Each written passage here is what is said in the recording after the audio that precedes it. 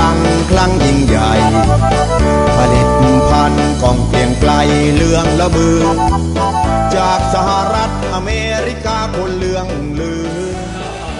แนะนำตัวกันอีกครั้งหนึ่งนะครับ Back to introduce yourself again.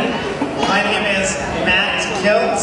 and I'm managing partner of Trace Minerals. นะครับเขาชื่อ Matt Kilt นะครับเป็น managing partner ของ Trace Mineral นะครับผม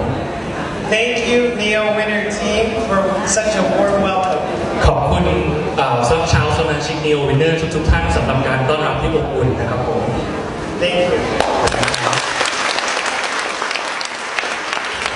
Congratulations, Mr. Pong and Mr. Pong Sr. for such an amazing success in a wonderful company. ต้องขอบคุณท่านประธานพงษ์แล้วก็ท่านประธานซีเนียร์ท่านหนึ่งนะครับซึ่งให้การต้อนรับที่อบอุ่นแก่พวกเรานะครับผมแล้วก็ขอแสดงความยินดีกับสมาชิก Neo Winner ทุกท่านนะครับที่มาในวันนี้นะครับแล้วก็มีอาชีพที่ก้าวหน้านะครับสำหรับวันนี้ครับผม Congratulations. ขอบคุณมากเลยครับ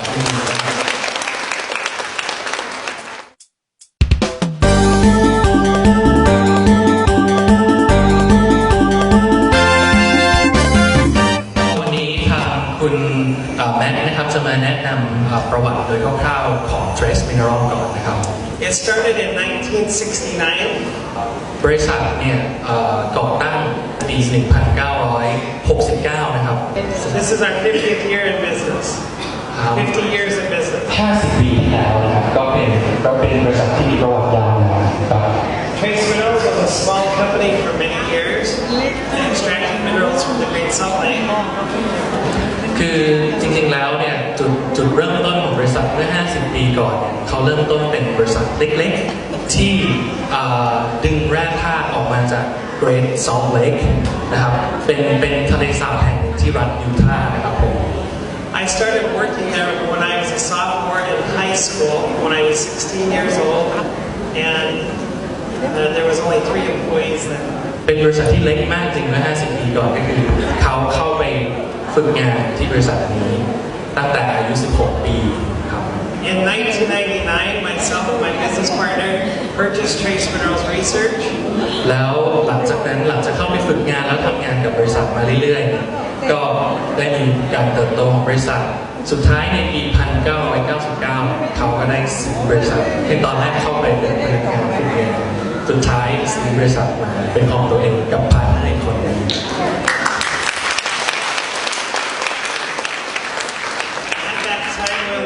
16 products.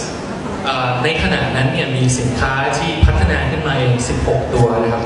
And now I'm happy to say to this day that we have grown over 2,800%. แล้วผมก็มีความสุขที่จะบอกพวกเราทุกคนนะครับว่าบริษัทตั้งแต่นั้นมาเนี่ยมีการเจริญเติบโตขึ้นมาถึง 3,000% ด้วยกันนะครับผมAnd we have over 120 different products. จาก product ไม่กี่ตัว 16 ตัวเนี่ย120 มี product ในตอนนี้มีสินค้าในตอนนี้ละ120 กว่าสินค้าด้วยกันที่พัฒนา We're selling in over 40 countries throughout the world. แล้วก็ผลิตภัณฑ์ของเราเนี่ยส่งออกไปถึง 40 ประเทศทั่วโลกด้วยกันWe're excited to be in Thailand and as many parts of the world. We're going to be able to help you to be very successful. แล้วก็เป็นความยินดีอย่างยิ่งนะครับนี่คือครั้งแรกสำหรับสุภาพบุรุษทั้งสองท่านนะครับที่ได้มาในประเทศไทยแล้วก็ได้มาพัฒนาผลิตภัณฑ์ใหม่ๆสำหรับ Neo Winner โดยเฉพาะครับผม So let me ask you a couple questions. ก็ทีนี้ผมอยากจะถามคำถามอะไรบางอย่างกับท่านสมาชิกทุกคนนะครับ And I want to hear your response. แล้วก็อยากได้ยินคำตอบของทุกคนด้วยนะครับผม Do you want to help your friends be healthy, your friends and family be healthier and stronger? คุณอยากที่จะให้ทุกคนในครอบครัวแล้วก็เพื่อนๆมีสุขภาพที่ดีหรือเปล่า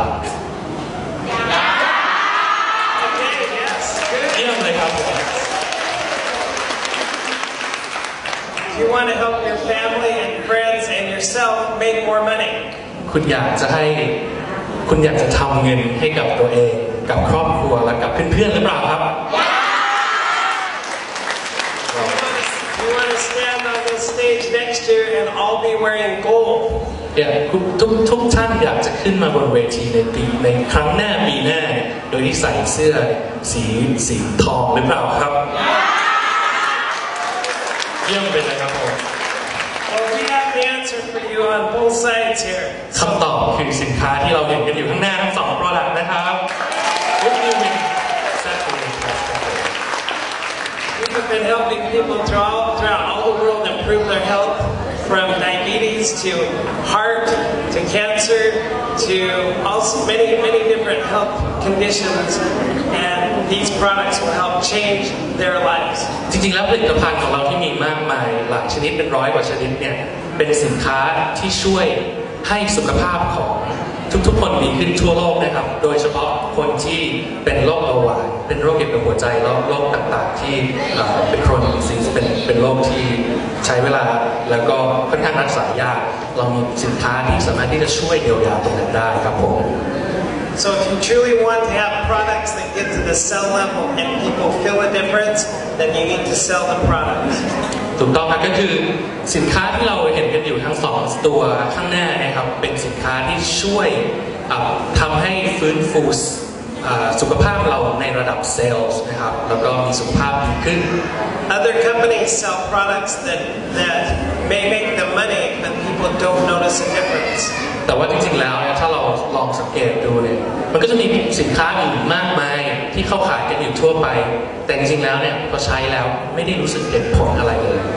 You can be proud that Mr. Pong has brought products that make a difference that people notice when they take and help also people to make money to help the economy here in Thailand. ก็อีกครั้งหนึ่งก็คุณแมทเขาอยากจะขอบคุณท่านประธานพงศ์สันนะครับว่าได้นำสินค้าที่ดีๆที่ตอบโจทย์มีสุขภาพที่ดีขึ้นแล้วก็ได้สุขภาพที่ดีคือทุกอย่างดีส่งผลให้สมาชิกเรามีคุณภาพชีวิตที่ดีขึ้นครับผมอยากจะขอบคุณตรงนี้ So congratulations to all of you. ต้องจะขอแสดงความยินดีกับท่านสมาชิกทุกท่านด้วยนะครับผม And next year let's all wear gold. และปีหน้าคือเป้าหมายของพวกเราที่จะมีสุขภาพที่ดีแล้วก็รวยขึ้นครับผม Right?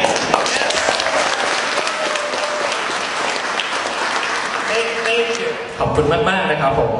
งั้นเดี๋ยวผมจะขอแนะนำสุภาพบุรุษท่านต่อไปนะครับ Mr. Steve Rees can you please introduce yourself Hello, I'm Steve. I've been with the company for 16 years, working right side by side with Matt on all of our international markets. ก็สวัสดีนะครับทุกท่านผมชื่อสตีฟนะครับแล้วก็ผมทำงานกับทาง Trace Mineral แล้วเนี่ยทำงานร่วมกับแม็กเนี่ยมามากกว่า16 ปีด้วยกัน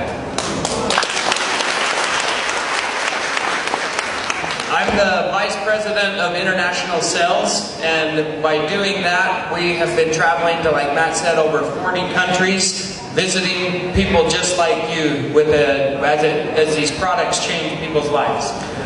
หน้าที่ตำแหน่งของผมก็คือรองประธานฝ่ายบริหารนะครับแล้วผมก็ได้ท่องเที่ยวไปมากกว่า40 ประเทศทั่วโลกแต่ละประเทศเนี่ยผมก็เข้าไป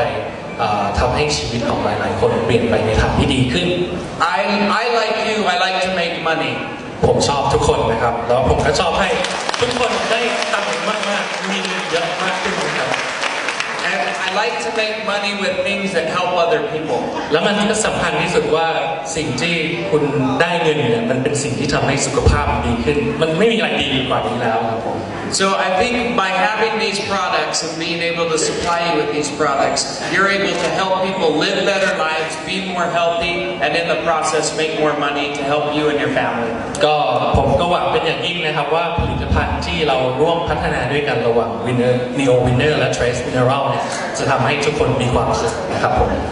ก็เดี๋ยวต่อจากนี้นะครับเราก็จะมาลองเรียนรู้ถึงผลิตภัณฑ์ที่ทาง Trace Mineral ได้นำมามอบให้กับสมาชิกนะครับ Alright. So the base question is, what are trace minerals and why do we need them? So we'll try to go through this slide to give you an understanding of what trace minerals are and why they're important. ก็คือจริงๆแล้วคอนเซ็ปต์ของชื่อบริษัทนะครับคำว่า trace mineral เนี่ยมันหมายความว่า trace หมายถึงจำนวนน้อยๆ mineral แปลว่าแร่ธาตุ คอนเซ็ปต์บริษัทเลยเป็นแร่ธาตุปริมาณน้อยๆสมาชิกคงงงว่าแล้วแร่ธาตุอะไรปริมาณน้อยๆเดี๋ยวเขาจะอธิบายต่อไปนี่เบสิกมันเป็นคอนเซ็ปต์หลักของบริษัท Yes, go ahead. So there was a doctor in 1912, Alex Carroll. He's a French surgeon, and he was the winner of the Nobel Prize in medicine. เรื่องเริ่มต้นจากปี 1912 นะครับมีคุณหมอที่ชื่อว่า Alexis Carrel เป็นคุณหมอฝรั่งเศสนะครับเป็นsurgeon เป็นหมอผ่าตัดนะครับแล้วก็เป็นนักชีววิทยาด้วยคนคนนี้เขาทำงานวิจัยแล้วเขาได้รางวัลโนเบลทางสาขาทางการแพทย์นะครับผม And we were actually asking Bart what the number one industry was here in Thailand, and he said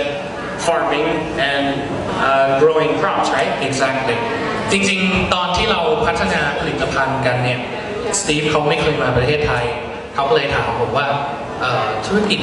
อันดับหนึ่งของประเทศไทยเนี่ยคืออะไรผมก็ตอบไปว่าจริงๆแล้วเนี่ยประเทศไทยเราเป็นเด่นด้านเกษตรกรรมคือการปลูกพืชและการเลี้ยงปศุสัตว์และอย่างอื่นนะครับผม So the soil, of course, is going to be very, very important here in Thailand and throughout all the world. But soil is the basis of human life. It's the only hope for a healthy world. จริงๆแล้วเนี่ยในประเทศที่ทำเกษตรกรรมเป็นหลักเนี่ยดินที่ใช้ปลูกพืชเนี่ยคือสิ่งที่สำคัญที่สุดจริงไหมครับสำคัญสำหรับการทำให้พืชเจริญเติบโตและสุดท้ายแล้วมันก็ส่งผลต่อชีวิตของเรานะครับงั้นเรื่องราวต่อไปที่เราจะมานำเสนอเนี่ยมันเป็นเรื่องราวที่เกี่ยวกับดินมันเกี่ยวกับดินยังไงจริงๆดินเนี่ยมันก็มีแร่ธาตุตามที่เราเข้าใจกันถูกไหมครับแล้วแร่ธาตุต่างๆเนี่ยมันเป็นแร่ธาตุที่ร่างกายเราเนี่ยได้รับเข้าไปรับผ่านทางไหนเราไม่ได้กินดินแน่นอนเรากินผ่านแร่ธาตุนั้นผ่านทางพืชผลทางเกษตรกรรมนะครับผมซึ่งเดี๋ยวเขาจะอธิบายไปว่ามันสำคัญยังไงบ้างนะครับ So when we eat our fruits and vegetables, if it's not in the soil, it's not in the fruit and vegetable that we eat. ก็คืออย่างที่ผมพูดก็คือว่าแร่ธาตุต่างๆมันส่งผ่านจากดินเข้ามาสู่ผลิตผลทางการเกษตรนะครับ Because the soil, the dirt, is made up of water. แล้วดินเนี่ยมันประกอบไปด้วยอะไรล่ะมีน้ำ air, มีอากาศ pieces of rock, มีก้อนหินเล็กๆน้อยๆก้อนกรวดนะครับ humus, which is the mixture of deposed plants and animals. แล้วก็ปุ๋ยคือเป็นปุ๋ยทางชีวะก็คือเป็นพวกเศษซากพืชสัตว์ที่ตายไปแล้วกลายเป็นดินเป็นปุ๋ยนั่นเอง So did you know it can take 850 years to form 2 centimeters of topsoil? 2 centimeters of topsoil. The top layer of soil that is the most fertile and has the most nutrients can take 850 years to form. จริงๆแล้วดินเนี่ยที่เราเห็นว่าไม่มีค่าเนี่ยการที่สิ่งต่างๆย่อยสลายอย่างเช่นหินซากพืชซากสัตว์การย่อยออกมาแล้วกลายเป็นดินที่มีคุณภาพเนี่ยการที่สะสมของดินในระยะเวลาหนึ่งเนี่ยเขาบอกว่าดินที่มันจะพอกพูนขึ้นมาได้จากผิวโลก2 เซนติเมตรเนี่ยมันใช้เวลาตั้ง850 ปีที่จะสร้างดินตรงนั้นขึ้นมานะครับ So this is the layer that we grow our plants and our vegetables. It has many of the properties, including mineral composition, and it may vary depending on where the soil is from. ซึ่งดินส่วนนี้เป็นดินที่มีอาหารและแร่ธาตุและมีความจำเป็นในการเจริญเติบโตของพืช So in his statement, Dr. Carell's statement, we have since then we have industrialized, commercialized, pasteurized, sanitized, and processed just about everything we think. จำได้ไหมครับคุณหมอชาวฝรั่งเศสคนเมื่อกี้ที่แนะนำไปนะครับดร. Carroll เนี่ยเขาบอกว่าในสมัยปัจจุบันมันมีการทำอุตสาหกรรมหนักนะครับการที่เราไป process อาหารทำนู่นทำนี่เยอะแยะเลยในผลิตภัณฑ์ที่เรารับประทานเข้าไป So in 1936, Dr. Charles Northern estimated that 99% of the American population was deficient in trace minerals because of agricultural farming. เหมือนกับเรามาผิดทางเพราะว่าจริงๆแล้วผลิตภัณฑ์ที่เราพยายามที่จะปลูกให้มันมากขึ้นเพื่อตอบโจทย์คนที่มากขึ้นเรื่อยๆในโลกเราเนี่ยมันต้องผ่านกระบวนการเหล่านี้แต่เขาพบว่าเมื่อเข้าไปดูปริมาณแร่ธาตุที่พวกพืชผลเราเนี่ยส่งต่อมาให้เราจากดินเนี่ยกลายเป็นว่าถ้าดูจากคนอเมริกันนะครับเขาบอกว่าประมาณ 99% เกือบทุกคนของคนอเมริกันเนี่ยขาดแร่ธาตุครับผมที่จำเป็นต่อการทำให้ร่างกายมีสุขภาพดี So that was over 80 years ago that we were 99% mineral deficient. การศึกษาตรงนี้มันตั้งแต่1936นะครับนั่นคือประมาณ80ปีที่แล้วที่เขารับรู้เรื่องตรงนี้นะครับ So he went on to explain that how delicate these deficiencies are, that we're in our bodies it makes us die, we suffer, we have sickness and shortness of life because of these mineral deficiencies. จริงๆแล้วเนี่ยการขาดแร่ธาตุจำนวนมากแร่ธาตุชนิดแร่ธาตุหลายๆอย่างที่อยู่ในดินเนี่ยมันมีเยอะแยะมากการขาดแร่ธาตุเหล่านี้จำนวนแค่เล็กน้อยเนี่ยมันก็ส่งผลถึงคุณภาพชีวิตของทุกคนนะครับซึ่งขาดเป็นระยะเวลานานก็ทำให้ตายเร็วขึ้นก็เป็นไปได้ So that's the basis of our entire company is the fact that if it's not in the soil, it then will not be in the food. นั่นหมายความว่านี่คือเบสิกนี่คือหลักการของบริษัท Trace Mineral บริษัทที่เกี่ยวข้องกับแร่ธาตุต่างๆเหล่านี้เนี่ยถ้ามีงานวิจัยออกมาแล้วว่าถ้าดินไม่ได้มีแร่ธาตุเพราะว่ามันในmodern time ในเวลาของพวกเราแร่ธาตุมันน้อยแร่ธาตุในดินน้อยก็ส่งผลให้แร่ธาตุในอาหารน้อยตามเช่นเดียวกันครับผม So if it's not in our foods, then obviously it's not going to be inside our body. แน่นอนมันไม่ได้อยู่ในอาหารมันก็เข้ามาอยู่ในร่างกายเราไม่ได้เนาะ So who knows what the definition of deficiency is? ใครรู้ถึงความหมายของการขาดสารอาหารบ้างครับขาดสารอาหารเป็นยังไงครับ I guess not. Someone knows. The definition of deficiency means the lack of minerals. แน่นอนก็มันก็แปลตรงตัวเนาะคือเขาพยายามแปลภาษาอังกฤษเป็นคำแปลที่มากขึ้นนะก็คือ deficiency การขาดสารอาหารก็แปลว่าการขาดแร่ธาตุ The reason that's important is because if you're in a mineral deficient environment, then you have more disease and sickness. แน่นอนว่ามันมีงานวิจัยทางการแพทย์ของเราว่าถ้าเราขาดสารอาหาร trace mineral เนี่ยเราก็ขาดเราทำให้ร่างกายเราเสื่อม The plants that grow require minerals in an ionic form. เราก็คงทราบกันดีนะครับว่า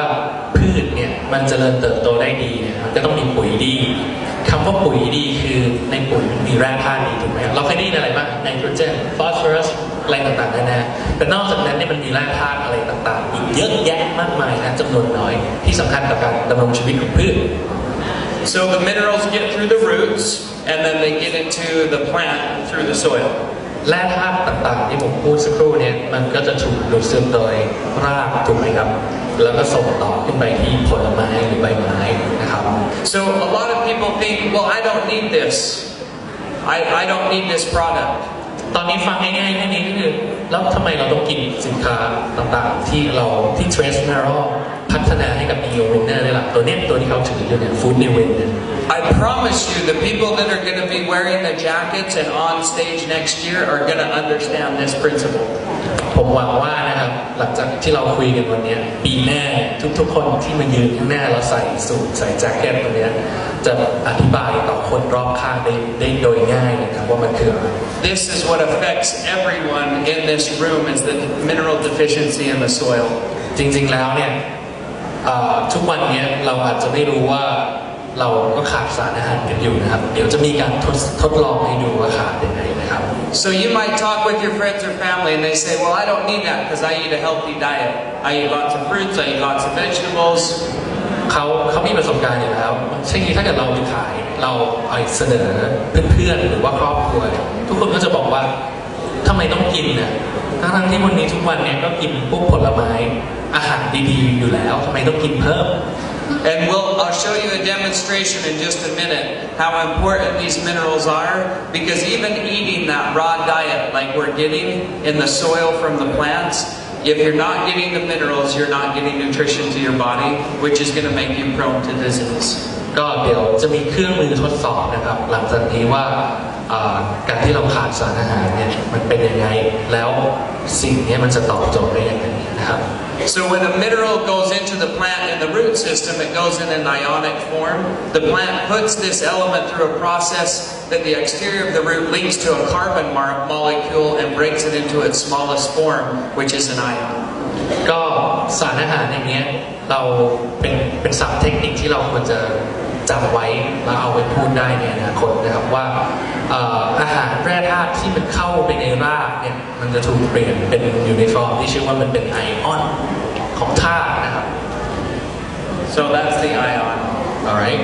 So we're designed, so as human beings, we were designed from the very get-go to pick it, pluck it off of a tree, right. dig it out of the ground, fish it, or kill it.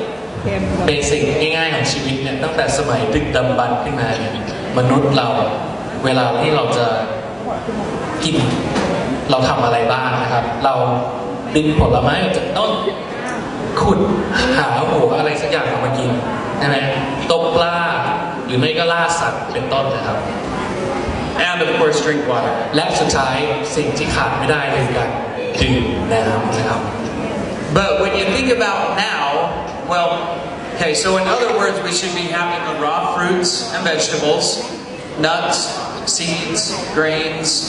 legumes, and a small portion of protein. That should be our perfect diet. จริงๆแล้วส่วนประกอบอาหารที่เราควรได้รับต่อวันที่ทุกคนแน่นอนว่าเรียนมานะครับก็คือการได้รับผักผลไม้โปรตีนจากเนื้อสัตว์เป็นต้นนะครับ So who had that this morning? ทุกคนถามสมาชิกทุกคนใครได้ครบไหมครับตอนเช้านี้ทานครบทุกอย่างเลยไหมฮะคาร์โบไฮเดรตถั่วไขมัน no no Yeah, we didn't. So unfortunately, what we did is we got it out of a can, out of a box, a pickup window, McDonald's, concession stand, and vending machine. คือถ้าเป็นคนอเมริกันเนาะดูวิถีชีวิตคนอเมริกันกันเนี่ยเขากินอะไรเขาก็ไปซูเปอร์มาร์เก็ตไปซื้ออาหารกระป๋องอาหารที่มาจากกล่องอาหารที่ไปซื้อตามแมคโดนัลด์เขาบอกอาหารมันแย่นะครับมันเป็นฟาสต์ฟู้ดนะ So that's contrary to everything that we grew up as, like the base human foundation. We're doing everything contrary to that now in our eating. ก็อย่างที่บอกเนี่ยมนุษย์เนี่ยตั้งแต่สมัยดึกดำบรรพ์มาเนี่ยเราเกิดมาเนี่ยเราควรที่จะกินอาหารอย่างที่บอกอะดึงมาจากต้นไม้ล่าสัตว์กินอะไรเอาให้ครบทุก5 หมู่แต่ทุกวันเนี่ยสมัยใหม่เนี่ยเราไม่ได้ทำตามนั้นเลยแล้วเราก็กินอาหารที่เขาเรียกว่าเป็นจังก์ฟู้ดอาหารแย่ๆอาหารขยะอย่างฟาสต์ฟู้ดอย่างที่บอกนะครับ So then with our water consumption in America, it's a big problem with energy drinks and replacing water with something else. แล้วก็สิ่งที่สำคัญที่สุดถ้าพูดถึงคนอเมริกันเพราะเขามาจากอเมริกาเนาะเขาบอกว่าคนอเมริกาเนี่ยคุณภาพชีวิตก็ไม่ได้ดีนะครับเอาจริงๆเพราะว่าอาหารหรือเครื่องดื่มที่ขายกันอยู่ในอเมริกาเนี่ยเขาเอาไปปรุงแต่งเยอะมากอย่างพวก energy drink พวกเครื่องดื่มชูพลังนะครับแล้วก็อาหารต่างๆ But water is so important. It makes up 90% of our blood, 85% of our brain, 75% of our tissue, and 30% of our bone and skeleton. คือคอนเซ็ปต์ก็คือถ้าเราเอาอะไรก็ไม่รู้ไปคือไปดัดแปลงน้ำที่เราควรจะได้น้ำเปล่าดีดื่มเข้าไปดัดแปลงให้มันเสียหายซึ่งน้ำเนี่ยมันเป็นส่วนประกอบ 90% ของสมอง 85% ของสมอง 90% ของเลือด 75% ของเลือดหรือเซลล์ของเรานะครับเซลล์1 เซลล์ประกอบไปด้วยน้ำถึง 75% อันนี้จำไว้นะครับ So it's important that we're drinking enough water and have our proper trace minerals because we lose 2.5 to 3 cups of water every day just through breathing and loss of fluid. แล้วก็คอนเซ็ปต์ก็คือว่าน้ำที่เราดื่มไปเนี่ยเราเสียจากการเสียเหงื่อการออกกำลังกายแล้วก็น้ำที่เรากินเนี่ยถ้าเกิดมันไม่มี trace mineral มันก็จะทำให้ร่างกายเราไม่ดีเพราะฉะนั้นคอนเซ็ปต์ง่ายๆคือเราก็ต้องเอา trace mineral มาใส่ในน้ำSo it's important that we understand we need the minerals from the soil because we're constantly losing the minerals from breathing, sweating, urination, defecation, and menstruation. Constantly, the body is going through a cycle of losing minerals and putting stress on our bodies. จำได้ไหมครับตอนแรกเราเริ่มจากดินเนาะดินขาดสารอาหารก็ไม่ได้มาทำอาหารที่เรากินนอกจากนั้นเนี่ยการเสียแร่ธาตุต่างๆมันเป็นขั้นตอนปกติของร่างกายที่ว่าออกกำลังกายเสียเหงื่อแค่หายใจธรรมดาก็เสียพวกแร่ธาตุหรือเรียกว่า trace mineral เนี่ยออกไปจากร่างกายแล้วมันจำเป็นมากที่เราจะเสริม trace mineral นี้กลับเข้าไปสู่ร่างกาย So we have a thing that's called cabin fever in America during the winter. You ever heard of that? No. Cabin fever. Never heard of it. It means that we miss the sun. So when it's cloudy and overcast and it's winter and cold, you get cabin fever and you want to get out, but it's too cold or it's too cloudy. Cabin, like the cabin. Yeah, like a cabin building. I see. You're stuck in a cabin. ที่อเมริกาเนี่ยเขาจะมี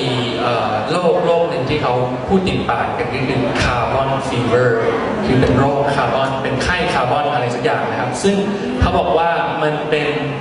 โรคที่เขาเรียกกันว่าคือในอเมริกาเนี่ยช่วงหน้าหนาวหรือสภาพอากาศเขาเนี่ยแดดมันไม่ค่อยมีครับมันจะอึมครึ้มทั้งวันไม่มีแดดSo what we're missing is vitamin D3. Our bodies can synthesize the sun to create vitamin D3. ท่านสมาชิกหลายคนจำได้ไหมครับผมทางทีมพัฒนาผลิตภัณฑ์เราก็เคยมาสอนนะว่า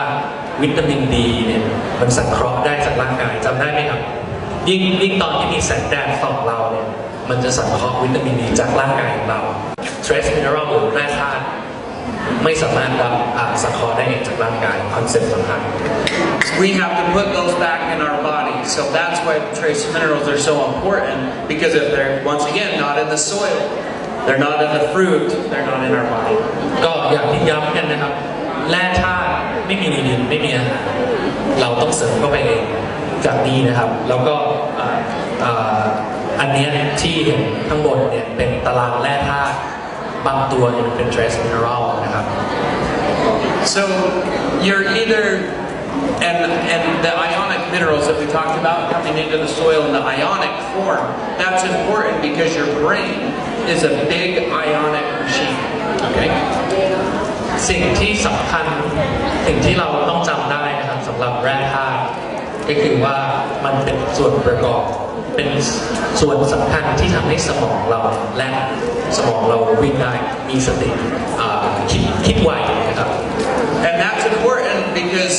we're not clinically dead when our heart stops. It's actually when our brain stops sending electrical responses to the rest of the body. เคยได้ยินเรื่องราวต่างๆครับอย่างเช่นทางการแพทย์เนี่ยเขามองว่าเวลาที่หัวใจตอนไหนที่คนเราตายทางการแพทย์นะครับไม่ใช่ตอนหัวใจหยุดเต้นนะครับทางการแพทย์สมัยใหม่ตอนที่คนตายนั่นคือตอนที่สมองตาย So if you're tired, if you have stress,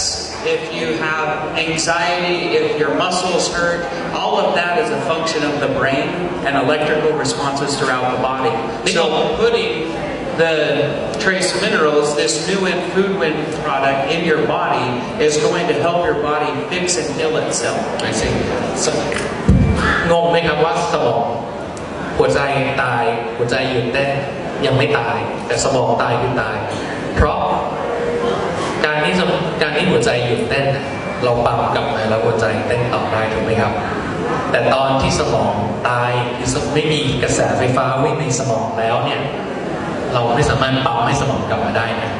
สังเกตว่าหลายๆคนที่ประสบอุบัติเหตุหรือเป็นโรคอะไรบางอย่างสมองหัวใจหยุดเต้นปั๊มกลับมาถ้าไม่ทิ้งนานเนี่ยสมองยังไม่ตายกลับมายังมีสติสัมปชัญญะหลังจากปั๊มหัวใจถูกไหมครับแต่ถ้าเกิดหัวใจหยุดเต้นสมองก็ตายเพราะไม่มีเลือดไปเลี้ยงสมองจากหัวใจ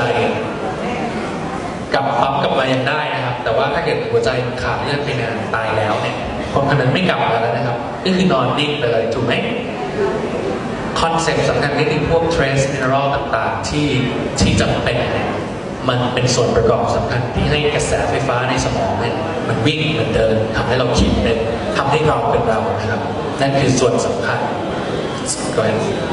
Okay, so the trace minerals are going to help with absorption, activation, regulation, and then pH balance inside the body. ข้อมูลทางเทคนิคนะครับไอตัวแร่ธาตุต่างๆเนี่ย trace mineral เนี่ยมันไปช่วยทำให้สมองดูดซึมไอออนต่างๆเพื่อที่ทำให้เกิดการวิ่งของกระแสไฟฟ้าในสมองทำให้เราคิดได้แล้วก็เป็นคอนโทรลระบบต่างๆในสมองเนาะเพราะว่าบางทีเนี่ยถ้าใครเรียนวิทยาศาสตร์มาลึกๆเนี่ยจะรู้ว่าส่วนที่ควบคุมการหายใจส่วนที่ควบคุมกระเพาะให้มันบีบตัวย่อยอาหารส่วนที่ควบคุมให้เราเคลื่อนไหวกล้ามเนื้อได้ทุกอย่างมันอยู่ในสมองถูกไหมครับแร่ธาตุต่างๆมันเป็นส่วนประกอบสำคัญทำให้สิ่งต่อมาที่ผมพูดเนี่ยสิ่งทั้งหลายที่ผมพูดเนี่ยมันทำงานได้เพราะฉะนั้นเนี่ยเดี๋ยวเราจะสาธิตนะครับว่าไอสิ่งที่เราพูดมาเนี่ยไอออนแร่ธาตุต่างๆเนี่ยมันดูยังไงว่ามันขาดไม่ขาดเราเสริมเข้าไปยังไงนะครับเดี๋ยวสตีฟเขาจะทำไลฟ์เดโมนะครับต่อไป yes To show people to show the difference and why we need ionic minerals. จากทีนี้นะครับก็จะเป็นชุดที่ทำให้เราเห็นโดยง่ายๆนะครับว่าเราดูได้ไงว่ามันมีไอออนหรือแร่ธาตุอยู่ในสิ่งต่างๆที่เราจะเทสให้ดูที่จะสาธิตให้ดู So this is an open circuit, just like a light switch. So when we close the circuit, if we just use a piece of money.It closes the circuit, turns on the light. จำได้ไหมครับที่ผมบอกว่าแร่ธาตุต่างๆเนี่ยมันเป็นส่วนสำคัญที่ทำให้กระแสไฟฟ้าในสมองและทำให้เซลล์เนี่ยมันทำงานได้นะครับชุดทดสอบเนี่ยง่ายๆหลักการมันก็คือว่าเหมือนไฟฟ้าถ้าขั้วแตกกันบวกกับลบเนี่ยมันทำให้เป็นระบบปิด closed circuit นะครับกระแสไฟฟ้าวิ่งได้ไฟสว่างถ้าเกิดone moment อย่างเช่นยกตัวอย่างเช่นเหรียญเนี่ยเป็นศูนย์กลางที่ทำให้กระแสวิ่งได้เดี๋ยวเขาจะแตะให้ดูนะแตะสองขั้วนี้ please touch the I have to okay เราวางเหรียญตรงนี้เนาะเหมือนทุกคนจะเห็นไหมครับเห็นไหมคะคือมันถือไม่ได้เพราะว่าถ้าเกิดผมแตะปุ๊บเป็นช็อตมือผมนะคะก็เอาเหรียญวางแล้วก็เอาสองขั้วเนี่ยแตะเหรียญไฟสว่างเนาะ Again please Who says we see if Mark is alive ไปเลย Okay, so when we put these circuits in the water, it's not going to conduct any electricity because the water is filtered, and we need those ionic minerals to carry the current. ถ้าน้ำเป็นน้ำบริสุทธิ์ที่ไม่มีไอออนอะไรอยู่เลยน้ำแบบกรอง RO เนาะมันก็จะไม่ทำให้กระแสไฟฟ้าติดนี่คือน้ำที่เขาหยิบมาจากโรงแรมที่พักนะคะไม่ได้มาจากไหนนะคะก็คือเมเรียก็คือน้ำเราจะสามารถหยิบน้ำทั่วไปแบบบริสุทธิ์จ๋าไม่มีอะไรอยู่เลยนอกจากน้ำก็จะเห็นได้ว่าเป็นแบบนี้ So the good thing about bottled water is it takes everything out. The bad thing about bottled water is it takes everything out. ใช่ก็จริงๆน้ำกรองที่แบบกรองแบบสุดฤทธิ์สุดเดชเนี่ยไม่มีอะไรเลยนอกจากน้ำเนี่ยเราเมื่อก่อนเรามองว่ามันดีเนาะแต่จริงๆแล้วมันไม่ได้ดีขนาดนั้นนะครับ So when it goes through the filter, it doesn't just take out the bad stuff. It takes out the good stuff as well. คือจริงๆแล้วมันสำคัญที่เราต้องกรองน้ำเพราะว่าในน้ำมันมีเชื้อโรคมีสาร ที่ไม่ดีต่อร่างกายแต่ระบบการกรองน้ำของเราในสมัยนี้เรากรองทุกสิ่งทุกอย่างออกเลยทั้งสิ่งที่ดีเช่นไอออนแล้วก็สิ่งที่ไม่ดีอย่างเช่นเชื้อโรค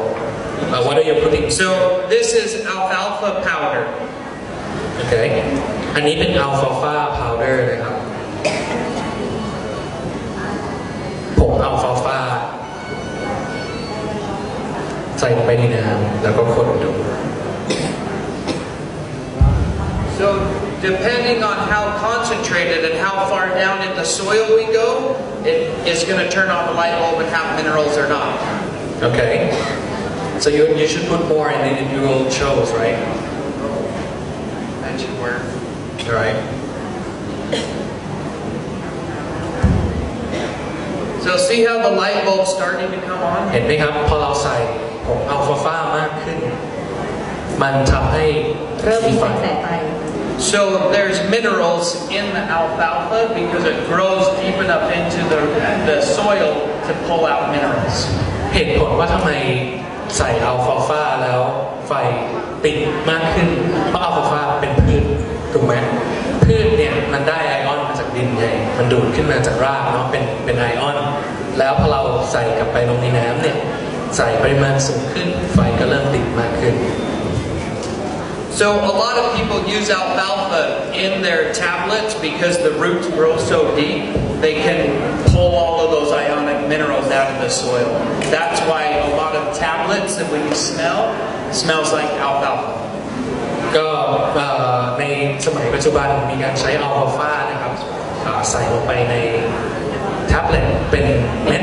เป็นแบบแคปซูลที่เราทานกันอยู่ณปัจจุบันใช่ครับอันนี้พูดถึงเรื่องของการนำไฟฟ้าเรื่องของไอออนเนาะไม่ได้เกี่ยวข้องกับความสามารถอื่นๆของอัลฟาฟาที่ทำให้ร่างกายเราดีขึ้นนะเป็นโฟกัสเฉพาะแร่ธาตุเท่านั้น So who thinks we can turn the light on with the apple? คิดว่าแอปเปิลจะทำให้ไฟติดได้ไหมครับคิดว่าได้ไหมคะได้ไหมคิดว่าแอปเปิลมีประโยชน์เนาะ They said yes. Yes. Why? ทำไมคะเพราะอะไรคะแอปเปิลมีประโยชน์เพราะเป็นพืชผลไม้ Because it's crops and crops get the iron from the soil. Okay. Let's test. มาดูกันเลยครับเทสดูนะคะไฟติดไหมคะติดไหมคะหลีก็ไม่ติดนะ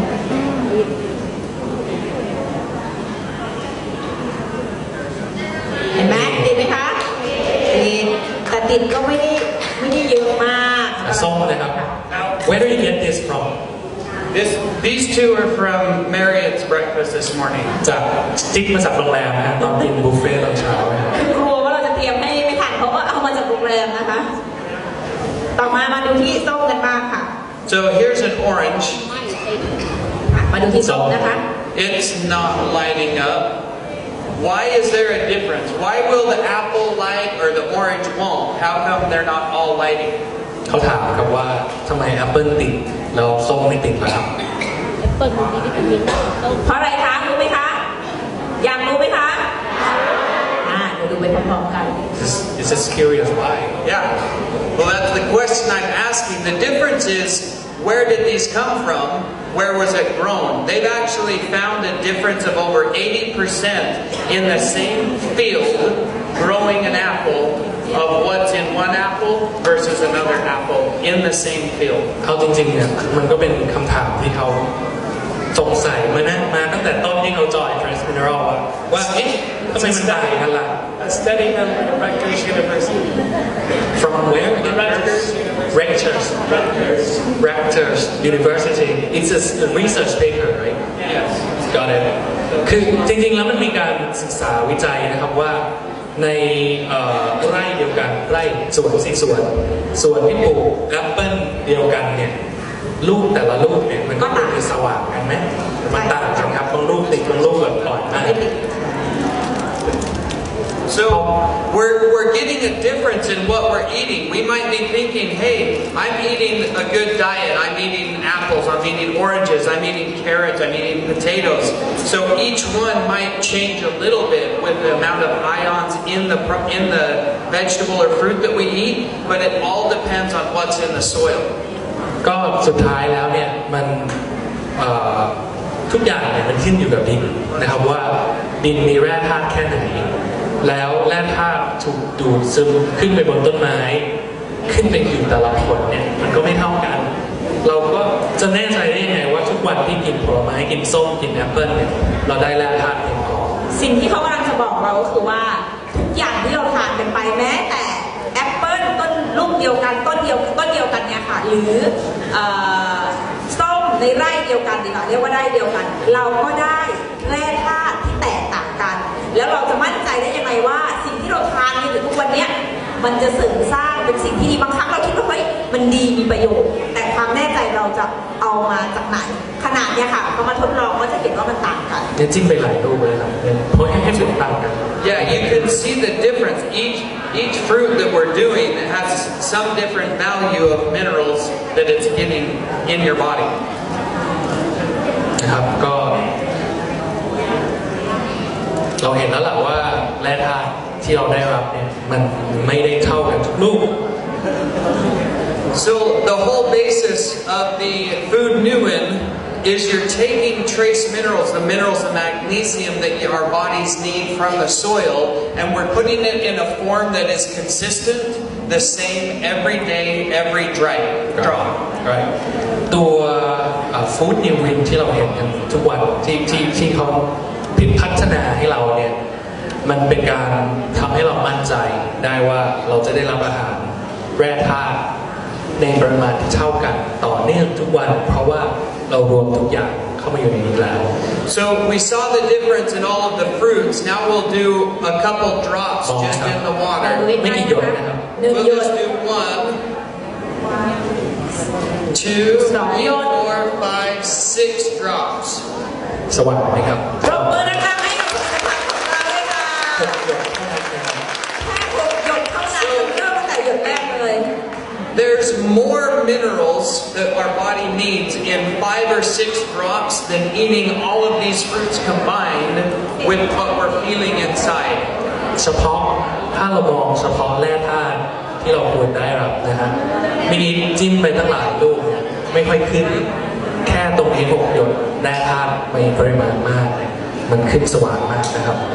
So we go back to fruits and vegetables, and even if we're eating it and it's supposed to feel good, it's supposed to taste good, really we're eating it for what it's doing for our bodies. Because of over-harvesting and poor crop rotation, the minerals are not in the foods we eat. Right. Hence, we can't light the light bulb. We need supplements to be able to get us the nourishment we need so our bodies heal itself. การทำเกษตรกรรมเชิงอุตสาหกรรมหมายถึงการทำที่มากเกินไปการโรเตทการปลูกพืชซ้ำหลายๆครั้งทำให้แร่ธาตุในดินเนี่ยมันถูกปลดปล่อยไปในหลายๆครั้งถูกไหมในพืชนั้นปลูกต่อๆไปแร่ธาตุก็น้อยลงนี่คือคอนเซ็ปต์หลักของผลิตภัณฑ์ก็คือว่าเราก็เอาตัวฟู้ดนิววินมารับประทานเพื่อที่จะให้ร่างกายเราได้รับสารตรงนี้พวกมินเนอรัลต่างๆพวกแร่ธาตุต่างๆในปริมาณที่เหมาะสมเพราะถ้าเกิดเราไปกินทั้งหลายเนี่ยได้น้ำตาลเยอะเนาะเดี๋ยวก็มีปัญหาอีกถูกไหมครับเราพูดถึงแร่ธาตุเป็นหลักนะครับตัวเอง So this is why people feel a difference when they take it. By selling this product, yes, you're going to make money because it works, but because people feel a difference. You're not just selling something, they call it a snake oil, you heard that saying? You're not just selling something just to get people to buy it. This, you're actually going to feel a difference. Think about your brain telling your muscles to move. Right. Every time that goes, that's your brain saying, run, move, function, get rid of cancer, disease, illness, sickness. And your body fights all that off with the number 1 product it needs. Of course. So การได้รับ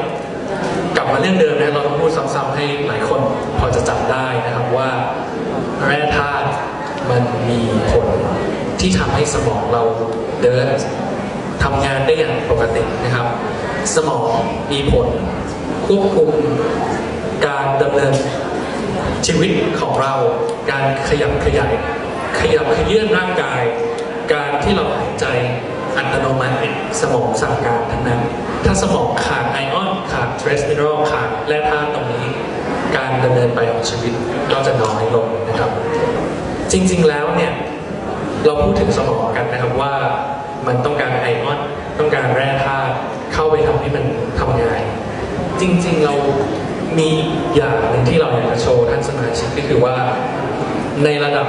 ในเนื้อเยื่อส่วนอื่นอวัยวะส่วนอื่นอย่างเช่นร่างกายเราเนี่ยเนื้อเราเนี่ยมันก็มีเซลล์เป็นจำนวนมากซึ่งเซลล์ต่างๆเนี่ยมันต้องการแร่ธาตุที่จำเป็นในการคงอยู่ทำให้มันมีชีวิตเนาะเซลล์แต่ละเซลล์เพราะฉะนั้นเนี่ยเดี๋ยวทางสตีฟเขาจะโชว์รูปหนึ่งนะครับว่าให้เราดูว่ามันสำคัญยังไงจะเห็นไหมคะว่าทุกๆครั้งเนี่ยที่เขาตัวจิ้มตัวกระแสไฟลงไปในแก้วที่มีฟูดนิววินเนี่ยไฟสว่างทุกตัวเลยแล้วแค่จิ้มเล็กๆน้อยๆอะค่ะก็จะเห็นว่าไฟติดอย่างสว่างอย่างชัดเจนเพราะฉะนั้นเนี่ยเราจึงมั่นใจได้ว่าเมื่อเราเนี่ยรับประทานตัวฟูดนิววินเข้าไปทุกครั้งเขาสารพิษเพียงแค่5 หยดนะคะ5 หยดเนี่ยเราจะได้รับสารอาหารแร่ธาตุเนี่ยเข้าไปตรงสู่ร่างกายสมองของเราได้อย่างเต็มที่เต็มเปี่ยมทุกครั้งที่เราทานซึ่งเป็นสินค้าที่ยอดเยี่ยมที่สุดได้ด้วยตาทุกคนเองแล้วนะคะปรบมือดังๆให้ค่ะขอบคุณค่ะความภูมิใจมากขึ้น This is really exciting to show how this product which we didn't even mention. This is the #1 selling product in the U.S. with 92% market share. #1 selling trace mineral.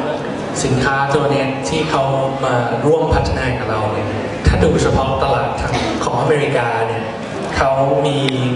ยอดขายส่วนแบ่งตลาดเนี่ยสูงมากกว่า 90% นะครับนี่คือเป็นเจ้าใหญ่ที่สุดในตลาดอเมริกาเขาบอกว่าเป็นอันดับ1ของอเมริกาค่ะสุดยอดไหมคะสุดยอดไหมคะ So as gruesome as this might look, it's actually a really cool story on how these minerals help the body heal. Now, this is not a human ear, surprise, this is a dog ear. มันเป็นเรื่องที่เจ๋งมากที่ผมอยากจะแชร์เล่าให้ทุกคนรู้จักได้ยินกันนะครับอันนี้มองก็รู้นะว่าไม่ใช่บุคคลหูสุนัขนะครับ Go ahead. So the dog got in a fight with another dog and clawed its ear, cut it all the way through. หมากัดกันนั่นเองแล้วก็บูชิ If you show the next picture, it has staples. คือที่อเมริกาเนี่ยความก้าวหน้าของสัตวแพทย์เขาเทคแคร์หมานะครับเขาก็จัดการเย็บแบบนี้นะครับ So when Dr. Starkey, this is his dog. จริงๆจะมีท่านด็อกเตอร์อีกท่านนึงนะครับเป็นด็อกเตอร์ทางด้านอาหารเป็นทีมอีกทีมหนึ่งของ Dress นะวันนี้ไม่ได้มาด้วยกันเพราะว่าเขาอยู่อีกฝั่งหนึ่งของอเมริกานะครับอันนี้เป็นสุนัขของเขาด็อกเตอร์คนนี้ชื่อว่าด็อกเตอร์สตาร์กี้นะครับ So you can see the 3 staples in the dog's ear. That's all the veterinarian can do because ears and that cartilage part of the body does not heal very easily. ถ้าใครเรียนทางการแพทย์มาเนี่ยตรงบริเวณหูเราก็ได้หรือหูของสุนัขเนี่ยมันคือกระดูกอ่อนเนาะการที่สัตวแพทย์ท่านเนี้ยเขาจะรักษาหูที่ขาดไปเนี่ยเขาเย็บไม่ได้นะครับเพราะว่าชิ้นส่วนตรงนี้มันเป็นกระดูกอ่อนค่ะสิ่งที่เขาทำได้ทางการแพทย์คือการใช้มันเหมือนกับแม็กทางการแพทย์นะครับเอาแม็กยิงปึ๊บแล้วทำให้หูติดกันแต่ไม่ได้เย็บ So after he went to the doctor, he started taking the concentrates, same product, and putting it on his dog's ear and rubbing it in every day. แน่นอนว่าดร.สตาร์กี้เนี่ยเขาเป็นผู้เชี่ยวชาญทางด้านผลิตภัณฑ์ทางด้านสารของอาหารเสริมเนี่ยเขารู้อยู่แล้วว่าตัว ฟู้ดนิววินเนี่ยมันสามารถที่จะมีส่งผลนอกจากสมองแล้วก็เกี่ยวข้องกับเซลล์ต่างๆไม่ว่าจะเป็นเซลล์คนเซลล์สัตว์มันก็คือเซลล์เหมือนกันนะครับเขาก็เอาผลิตภัณฑ์เนี้ยแล้วก็หยดลงบนบริเวณแผลของสุนัขนะครับแล้วก็นวดนะครับให้มันเข้าไปซึมเข้าไป So the veterinarian doctor couldn't believe it. After 3 weeks, he went back in, and this is what the ear looked like. คือตอนนั้นสัตวแพทย์ก็คือเขาไม่ได้เรียนมาทางศาสตร์ทาง nutrition นะครับทางอาหารเสริมเนี่ยเขาก็บอกดร.สตาร์กี้อยู่ทำอะไรอยู่ใส่อะไรลงไปแบบไม่เชื่อมันคืออะไรไม่ใช่ยาด้วยซ้ำนะครับแต่หลังจากผ่านไป3 สัปดาห์นี่คือสิ่งที่เกิดขึ้นนะครับอันนี้คือภาพที่ผ่านไป3 สัปดาห์ค่ะ So tell me the difference between the 2 ears. This is the ear that was cut right here, all the way through. And this is the other good ear, but this is the one that was just diced all the way down. ซ้ายมือผมเนี่ยนะครับคือหูของสุนัขที่ขาดไปนะครับส่วนขวามือนี่คือที่ไม่ได้โดนกัดเห็นความแตกต่างไหมครับ And when we look at the next picture up close, you can see this is the exact same cut from the previous picture. ไม่ได้เห็นความแตกต่างเลยว่ามันมีการถูกทำร้ายนะครับ So the body had fixed itself. That's what's so cool about this product is that we're stimulating the body to work in the best way it can. เพราะว่าตัวแร่ธาตุต่างๆที่ใส่เข้าไปในตัวฟู้ดนิวเวนเนี่ยมันเข้มข้นแล้วมันก็เข้าไปช่วยให้เซลล์ซ่อมแซมตัวเองให้มีสุขภาพดีขึ้นนะครับ So I have a picture as well, something that happened to me. I don't know how you explain a clay pigeon thrower. โอเคมันเป็นกีฬาอย่างหนึ่งเนาะแล้วที่อเมริกาเนี่ยมันเป็นกีฬายอดนิยม So I just bring that up that I didn't just walk in front of it and get hit. It was คือเขาจะพยายามบอกว่าผมไม่ได้ซุ่มซ่ามนะครับโดยที่ไปเดินหน้าเครื่องคือผมยกจะเอาไปยิงเป้าแล้วปรากฏเครื่องเสียมันดีดใส่หัวผมเลย I knelt down because I knew there was a screw that was broke. Okay. So I went down and I looked at it and I touched it with my finger and that arm whipped around and hit me right in the eye. ก็ตอนจะหยิบนั่นแหละแล้วมันวางอยู่เนาะจะหยิบขึ้นรถเขาก็เห็นเฮ้ยมันมีน็อตตัวหนึ่งมันหลวมก็แค่คุกเข่าลงไปพยายามจะขัดปรากฏว่าแค่แตะน็อตตัวที่มันหลวมนั่นแหละมันตีใส่หัวปุ๊บเลยนะครับเดี๋ยวจะให้ดูว่ารูปเป็นยังไงยังมีอารมณ์ถ่ายรูปนะครับตอนนี้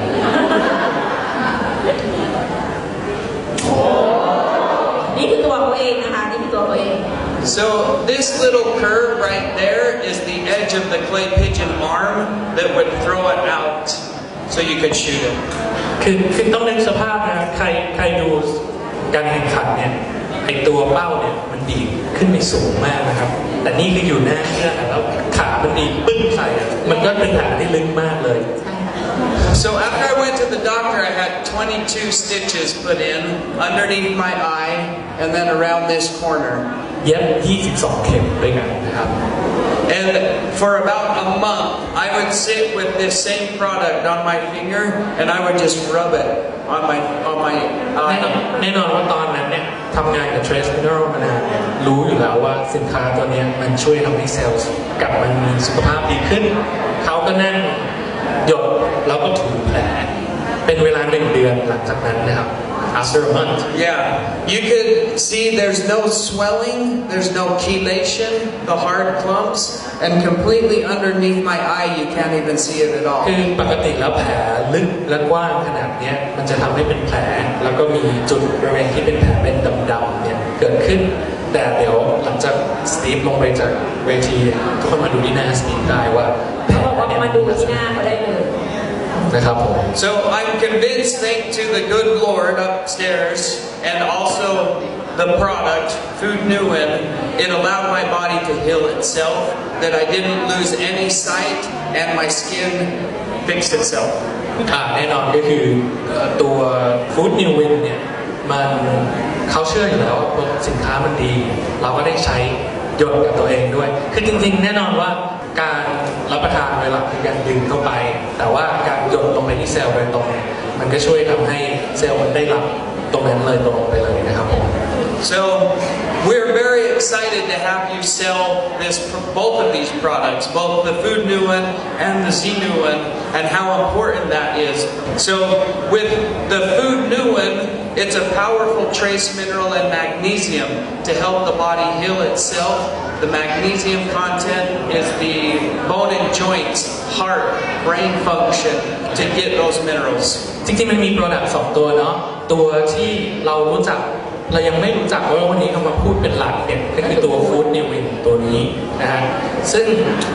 นอกจากไม่ใช่นอกจากใน1 ขวดเนี่ยมันมีแร่ธาตุเยอะมากแล้วตัวเด่นของมันเนี่ยก็คือตัวแมกนีเซียมนะครับซึ่งแมกนีเซียมเนี่ยมันมีผลการศึกษาที่นอกจากจะช่วยเป็นอิเล็กโทรไลต์ทำให้สมองแล่นทำให้เซลล์มีสุขภาพดีหายดีขึ้นมันยังมีการศึกษาวิจัยทางคลินิกเดี๋ยวผมจะโชว์เปเปอร์ต่อไปได้ว่ามันทำให้ข้อเข่าดีขึ้นด้วยครับผมอันนี้ไม่ได้โม้คือมันมีการศึกษาจริงๆเป็นเปเปอร์วิจัยนะครับผมแล้วก็อีกตัวหนึ่งก็คือ Z-Nevin Plus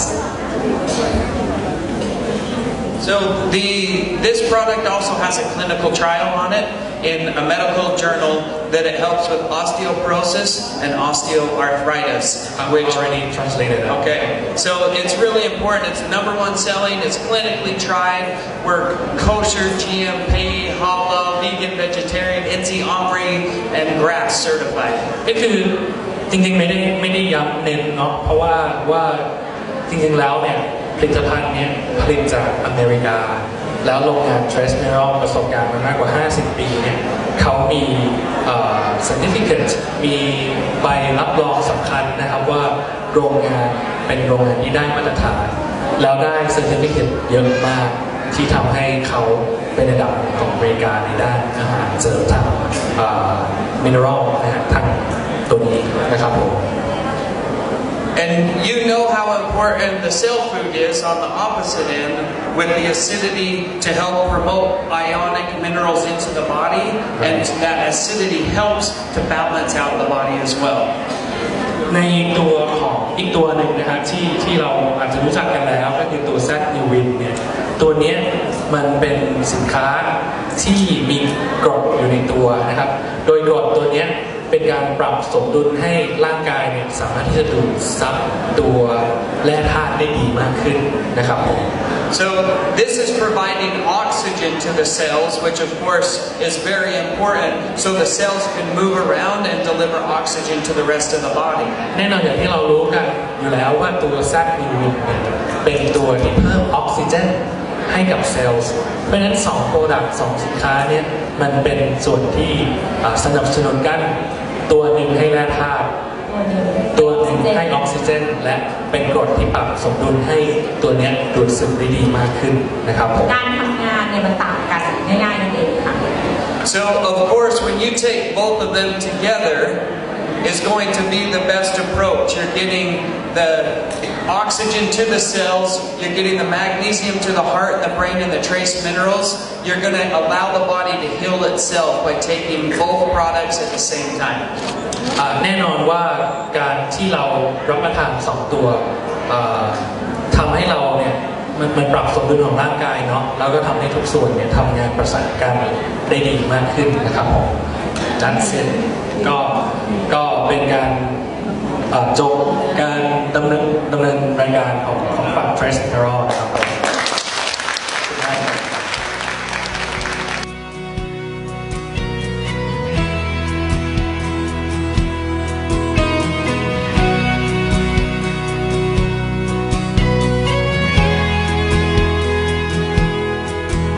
ชีวิตคือการดิ้นรน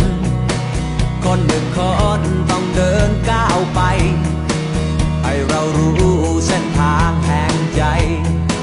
แล้วก็ไปให้ถึงที่นั่นเพราะชีวิตคือการต่อสู้ให้เรียนรู้ด้วยใจตั้งมั่นเส้นทางไกล